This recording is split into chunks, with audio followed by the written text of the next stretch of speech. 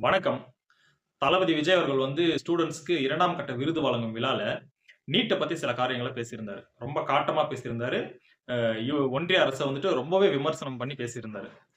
இதுக்கு எல்லா தரப்பு மக்களிடையிலிருந்தும், எல்லா அரசியல் கட்சி தலைவர்களிடத்திலிருந்தும் வெவ்வேறுபட்ட கருத்துக்கள் அவருக்கு வந்திருந்தது. அந்த கருத்துக்கள் எல்லாமே வரவேற்கத்தக்கது. அதேபோல அவருக்கான அகைன்ஸ்ட்டா விமர்சனங்களும் வரவேற்கத்தக்கது. இதுல எதிர்கருத்து வைக்கிறதுக்கோ, அத மறுத்து பேசுறதுக்கு ஒண்ணுமே கிடையாது.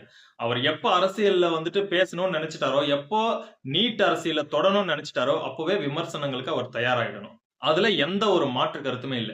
ஆனா, தற்குறித்தனமான்னு சொல்ல முடியாது. வேணுன்ட்டே அவதூறு பரப்பணுன்றதுக்காகவே, ஒரு பைத்தியக்காரத்தனமா அவர அந்த சிறுமைப்படுத்தணுன்றதுக்காகவே, அவர கேவலப்படுத்தணுன்றதுக்காகவே, சில அவதூறு பரப்புன ஒரு சில தற்குறிகள பத்தி தான் நம்ம பேசப் போறோம். அதுல நம்ம பெரிதும் மதிப்ப வச்சுட்டு இருக்கிற அண்ணன் பாண்டே அவர்கள். பாண்டே அவர்கள் சில கருத்துக்கள முன் வச்சாரு. விஜய் மாற்று அரசியல்ல தான் வருவாருன்னு நெனச்சேன். ஆனா அவர் டிஎம்கே எடுக்கிற அதே அரசியல் இவரு கையில எடுக்கிறதுக்கு இதுல என்ன மாற்றம் இருக்கு? அப்ப நீங்க எதுக்கு? அதுக்கு தான் டிஎம்கே இருக்கிறாங்களே. நீங்க மாற்று அரசியல தானே முன்வைக்கணும். அதிலிருந்து வேறுபட்ட அரசியல தானே குடுக்கணும் அப்டின்ட்டு சொல்றாரு. ஏன்னா, அண்ணன் பாண்டே அவர்கள் ஏற்கனவே அவர் ஒரு வலதுசாரி சிந்தனைய கொண்டவரு, வலதுசாரி ஸ்டாண்ட் எடுத்தவரு. லிட்டரலா சொல்லப்போனா அவர் ஒரு சங்கி. அதனால அவர் அப்படிதான் பேசுவாரு. சரி விட்டுருங்க. ஆனா, மாரிதாஸ்ன்னு சொல்லி ஒரு பைத்தியம் சுத்திட்டு இருக்கு YouTubeல. அந்த பைத்தியம் என்ன பேசியிருக்கு அப்படின்றத தான் நம்ம இது பார்க்கணும். நெறைய பேர் பேசிட்டும் வராங்க. ஏன்னா, சில பேர் நடந்தத பேசுவாங்க. சில பேரு நடக்க போறத பேசுவாங்க. முன்கூட்டியே கணிச்சு பேசுவாங்க. ஆனா, கான்ஸ்பிரசி தியரியும் சில பேர் பேசுவாங்க. ஆனா, ஒரு இவங்களுக்குள்ள ஒரு கனவ கண்டு, இவங்களுக்குள்ள என்னென்னலாம் நடத்தணும்னு ஆசைப்பட்டாங்களோ, அத நடந்த மாதிரி சில தற்குறிங்க சில பேரு சொல்லுவாங்க. அதுக்கு பேரு ஹாலுசினேஷன், மென்டல்ன்னு சொல்லுவாங்க. நடக்காத ஒரு விஷயத்த நடந்ததா சொல்லுவாங்க. அப்பேற்பட்ட ஒரு தற்குறித்தனமான, பைத்தியக்காரத்தனமான ஒரு கருத்த தான், ஒரு வீடியோவ தான் மாரிதாஸ் அன்னைக்கு போட்டிருந்தாரு. சரி அத பத்தி ரொம்ப நாளா பேசணும்னு நெனச்சேன். நேரம் கிடைக்காதனால இத்தன நாள் கழிச்சு பேசுன மாரி இருக்கு. அந்த வீடியோல மாரிதாஸ் பேசியிருக்கிற முழுக்க பார்த்தோம்னா, முழுக்க முழுக்க பைத்தியக்காரத்தனத்தின் உச்சமா இருக்கும். அவர் என்ன சொல்றாருன்னா, முதல் கட்ட விருது வழங்கும் விழால பேசினார் இல்லைங்களா? இந்த மாதிரி கள்ளச்சாராயம் குடிச்சு இவ்வளவு பேர் இறந்ததுக்கு அரசோட மெத்தன போக்கு தான் காரணம் அப்படின்றத நான் இங்க பேச வரல. அத பேசுறதுக்கு வேற மேடை இருக்கு அப்படின்னு சொல்லி ஆளுங்கட்சியா விமர்சிச்சிருந்தாரு. டிஎம்கே கவர்மெண்ட்ட சின்ன அலிகேஷன் வச்சிருந்தாரு. அப்போ அதனால அவங்க தளபதி விஜய் அவர்கள மிரட்டுன மாதிரியும், அதுவும் எப்படி மிரட்டுன மாரி அப்படின்னா, டிஎம்கே தளபதி வட்டாரத்துல அவருக்கு நெய்பரா, நெருக்கமா யார் யார் இருக்கிறாங்களோ, அவங்கள எல்லாம் ஒரு லிஸ்ட் எடுப்பாங்களாம். அவங்கள எல்லாம் ஒரு லிஸ்ட் எடுத்து, அதுல முதல் ஆளு புசி ஆனந்த் அவர்களாம். புசி ஆனந்துக்கு யார் யாரெல்லாம் நெருக்கமா இருக்கிறாங்களோ, அவங்களெல்லாம் ஒரு லிஸ்ட் எடுப்பாங்களாம். அப்போ புசி ஆனந்துக்கு நெருக்கமான வட்டாரத்துல இருக்கிற ஒரு 20, 25 பேர்ன்னு வச்சுக்கோங்களேன். அப்புறம் விஜய் அவர்களுக்கு இன்னொன்னு நெருக்கமா யார் யார் இருக்கிறாங்களோ, அவங்களோட நெருக்கமா இருக்கிற ஒரு தமிழ்நாடு முழுக்க இருக்கிற ஒரு 40 பேர்ன்னு வச்சுக்கோங்களேன். இப்ப இத்தன பேருக்கு அவங்க ஊர்ல என்னென்ன அலிகேஷன்ஸ் இருக்கு, அவங்க ஊர்ல அவங்க மேல என்னென்ன கேஸ் இருக்கு, அவங்க மேல என்னென்ன பிரச்சனை இருக்கு அப்படின்னு சொல்லிட்டு அத செக் பண்ணி, அந்த விஷயங்கள எல்லாம் அனலைஸ் பண்ணி, கேதர் பண்ணி அவங்களுக்கெல்லாம் தொந்தரவு குடுக்கும் கவர்மெண்ட். அப்ப அவங்களுக்கு எல்லாருக்கும் தொந்தரவு குடுத்தா தானா விஜய் பயந்துருவாரு அப்படின்னு ஒரு வார்த்தைய சொன்னாரு. அதுலயே நமக்கு சிரிப்பு வந்துருச்சு.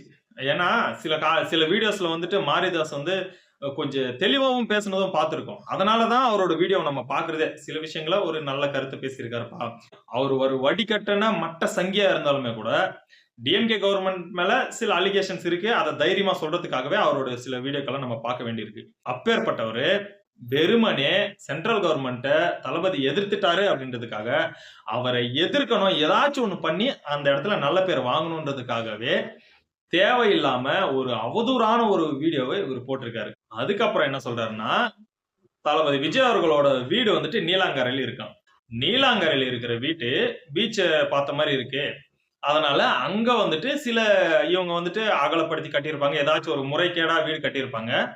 அப்போ அத கணக்கெடுத்து அந்த வீட்ட இடிச்சு, தேவையில்லாத தொந்தரவுகள அவருக்கு குடுப்பாங்க. ஏன்னா, ரூ. 200,00,00,000 செலவு பண்ணி கட்டியிருக்கிற வீடு. அதனால அந்த வீட்ட இடிச்சிருவாங்களோ அப்படின்ற பயத்துல அவர் ஸ்டேட் கவர்மெண்ட்க்கு சப்போர்ட் பண்ணி யூனியன் கவர்மெண்ட்ட எதிர்க்கிறாரு அப்படின்ற ஒரு தற்குறித்தனமான ஒரு வார்த்தைய பேசியிருக்கிறாரு. அதுக்கு உதாரணமா எத சொல்றாருன்னா, கேப்டன் விஜயகாந்த் அவர்களோட கல்யாண மண்டபத்த இடிச்சு தள்ளுனாங்க இல்லைங்களா? அங்க ஒரு ஃப்ளைஓவர் வருதுன்றதுக்காக.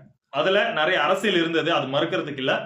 ஆனா அது இடிச்சு தள்ளின மாதிரியே விஜய் அவர்களோட வீட்டையும் இடிச்சு தள்ளுவாங்க அப்படின்னு. சரி, அங்க நீலாங்கரையில் அவர் வீடு மட்டும் தான் இருக்கா? ஐயா பாரதி ராஜா அவர்கள் வீடு இருக்கு, இன்னும் நிறைய பேரோட நிறைய வீடு இருக்குன்னு வச்சுக்கோங்களேன். அப்படி அத்தனை வீடு இருக்கும்போது இவர் வீட்டை மட்டும் ஏன் எப்படி இடிப்பாங்க அப்படின்னு கேட்டா, கோர்ட்ல வந்து அதெல்லாம் பேச முடியாது. நீங்க வந்து உங்க கருத்தை மட்டும் தான், உங்க பிரச்சனையை மட்டும் தான் அங்க எடுத்து வைக்க முடியும். நீங்க மத்தவங்களதெல்லாம் ஏன் அவனுக்கு மட்டும் அந்த சலுகையை கொடுத்திருக்கீங்க அப்படின்னு கேட்டா, அங்க என்ன சொல்லுவாங்களா, நீ வந்து பொதுநல வழக்கு போடு, நீ வந்துட்டு அலிகேஷன் வைக்க முடியாது, அவங்க கட்டியிருக்காங்க இவங்க கட்டியிருக்காங்க அப்படின்னு சொன்னா, அப்போ சட்டம் எல்லாருக்கும் சமமானதா, இல்ல ஒருத்தருக்கு மேல ஒருத்தருக்கு கீழே, தன்னை எதிர்க்கிறவனுக்கு வேற, தன்னை ஆதரிக்கிறவனுக்கு வேறயா? இது எவ்வளவு பெரிய தற்குறித்தனமான ஒரு வன்மத்தை மக்கள் மத்தியில பரப்புறதா இருக்கு. யோசிச்சு பாருங்க. அப்போ கவர்மெண்ட்டுக்கு ஃபேவரா இருக்கிறவங்களுக்கு சட்டம் பாயாது, கவர்மெண்ட்க்கு அகைன்ஸ்டா இருக்கிறவங்களுக்கு சட்டம் பாயும். எப்படி?